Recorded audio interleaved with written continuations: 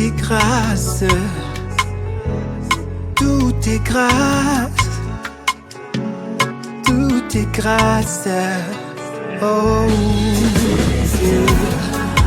il a dit Tetelestai.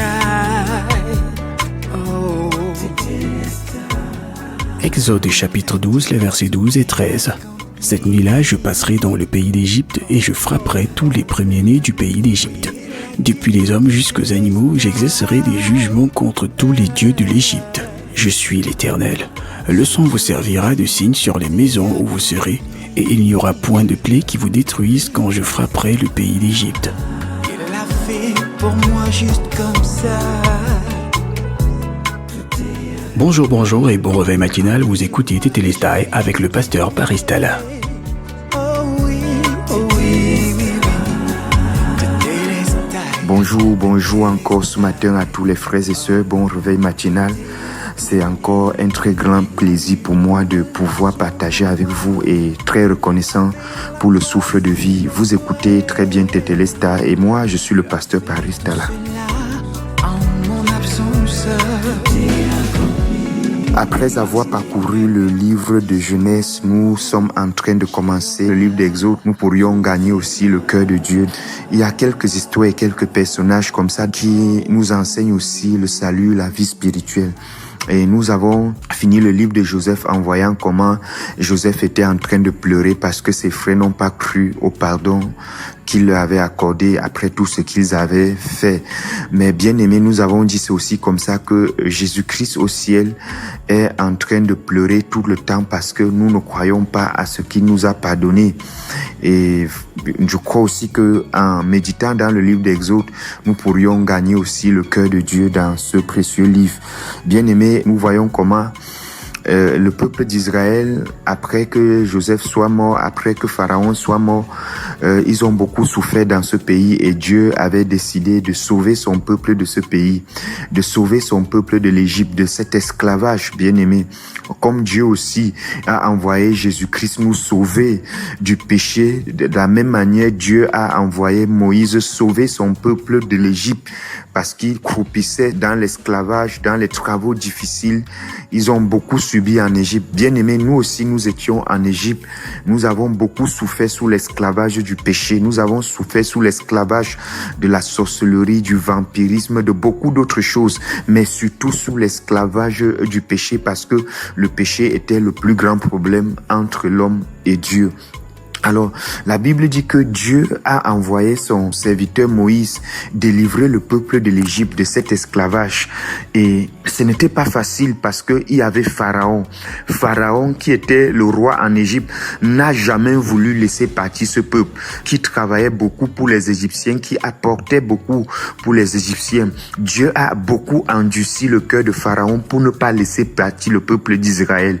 Et la Bible dit que après plusieurs plaies, après plusieurs démonstrations de la puissance de Dieu, que ce soit sur les hommes, sur les animaux, sur les cours d'eau et sur beaucoup d'autres choses, la Bible dit que la dernière plaie, c'était que Dieu devait tuer tous les premiers-nés de l'Égypte.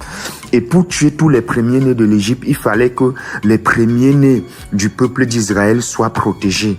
Il fallait que Israël soit protégé. Et Dieu dit quoi?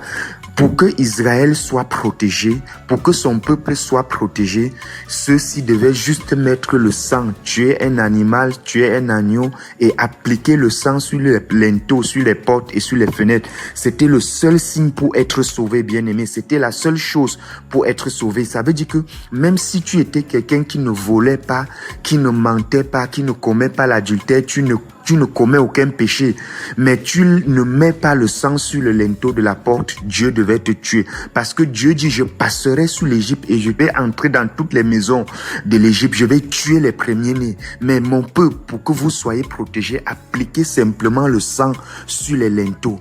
Bien-aimé, imagine une maison dans laquelle les gens se sont enfermés en Égypte en ce moment, en train de prier, en train de jeûner, en train d'envoyer le feu partout, en train de lier les démons. Mais ils ne mettent pas le sang, ils vont être tués.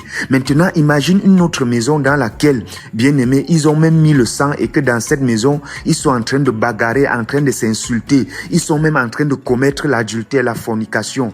Ils vont être sauvés, oui. Ils sont sauvés, pourquoi? Parce qu'ils ont mis le sang juste sur la porte, sur le linteau. Bien-aimé, ce n'était pas une question d'avoir une bonne vie. Ce n'était pas une question que tu pries beaucoup ou que tu jeûnes beaucoup. Ce n'était pas une question d'un comportement ou d'un caractère. Bien-aimé, même l'Égyptien, même le plus grand tueur de l'Égypte, s'il mettait juste le sang sur ce linteau, il devait être protégé. Bien-aimé, ceci nous parle de quoi? De l'évangile. L'évangile, ce n'est pas une question de comportement ou de caractère. L'évangile, c'est une question de ce que je crois. Est-ce que le sang de Jésus-Christ a été appliqué sur ta vie? Est-ce que tu acceptes ce sang que Jésus-Christ a appliqué sur ta vie? C'est très simple, tu es sauvé, bien-aimé. Le salut, Exode chapitre 12 nous parle de comment est-ce que Dieu nous sauve. La Bible dit que, bien-aimé, les Israélites ont appliqué le sang. Et tous ceux, même si tu étais un enfant de Dieu, même si tu étais un Israélite et que tu oublies de mettre le sang sur le linteau de ta porte ou de la fenêtre et que tu es dedans en train de prier, Seigneur, ne me tue pas, Seigneur, ne me fais pas, tu ne devais pas être sauvé. Aujourd'hui, il y a beaucoup de personnes dans les pays, dans les nations, dans les églises qui ne croient pas au sang de Jésus-Christ, mais ils croient qu'en jeûnant beaucoup, en priant beaucoup, en évitant de commettre le péché, la fornication, l'adultère, le vol, le mensonge, en évitant toutes ces choses, ils seront sauvés. Bien-aimé, même si depuis que tu es né, tu n'as jamais péché et que tu n'acceptes pas le sang de Jésus-Christ, tu vas aller en enfer. Et même si depuis que tu es né, tu as déjà même eu à tuer, tu as déjà eu à braquer, à avorter, et que tu crois tout simplement que Jésus-Christ a porté tous tes péchés à la croix, tu es sauvé. Donc être sauvé n'a rien à voir avec le comportement et le caractère. Oui, l'homme insiste beaucoup sur son caractère. Oui, si j'ai un bon caractère, si je ne mens pas, si je travaille ma relation et ma communion avec Dieu, je serai sauvé. Non, ce n'est pas une question de travailler sa relation et sa communion avec Dieu. Notre relation et notre communion avec Dieu est basée simplement sur ce que Jésus-Christ a fait, pas sur ce que toi tu fais. Bien-aimé, c'est ça la grâce. La grâce veut dire que quoi? Je ne méritais pas. Je méritais la mort, mais tout simplement, j'ai mis le sang sur le linteau, je suis sauvé. Bien-aimé, est-ce que il y a le sang sur le linteau de ta maison? Je voudrais dire, est-ce qu'il y a le sang de Jésus-Christ sur ta vie? Ce sang sur ta vie voudrait dire que quoi? Le péché est fini. Il n'y a plus de péché. Sans effusion de sang, il n'y a pas de pardon de péché. Pourquoi il fallait que le sang soit versé? Ce sang, cet agneau pascal qu'on devait tuer, représentait Jésus-Christ qui devait venir verser son sang et pour le salut de l'humanité. En réalité, bien-aimé, Jésus-Christ a ôté le péché dans le monde. Pourquoi jusqu'aujourd'hui on parle encore du pécheur? Pourquoi jusqu'aujourd'hui tu peux t'appeler pécheur? Tu t'appelles pécheur parce qu'il n'y a pas le sang sur ta maison.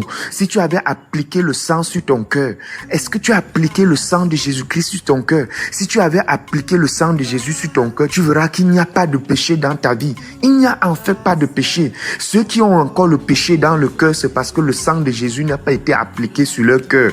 Parce que le Saint-Esprit n'habite pas dans le cœur où il y a le péché, je veux tout simplement dire.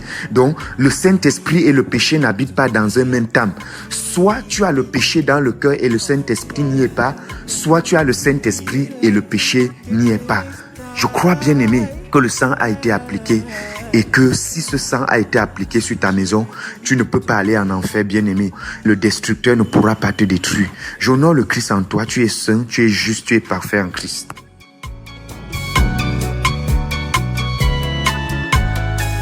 Vous venez d'écouter Tétélestai, un enseignement produit par la Midigrade, la mission de la disposition de la grâce de Dieu. Notre devise, prêcher la grâce et l'amour inconditionnel de Dieu manifesté en Christ. Vous pouvez nous contacter au 675 27 16 77 ou au 698 76 73 et 75. Vous pouvez aussi nous suivre en vous abonnant à nos différentes plateformes telles que Facebook, Midigrade, Twitter, Midigrade, Instagram, Midigrade Mission et enfin sur notre chaîne YouTube, Midigrade.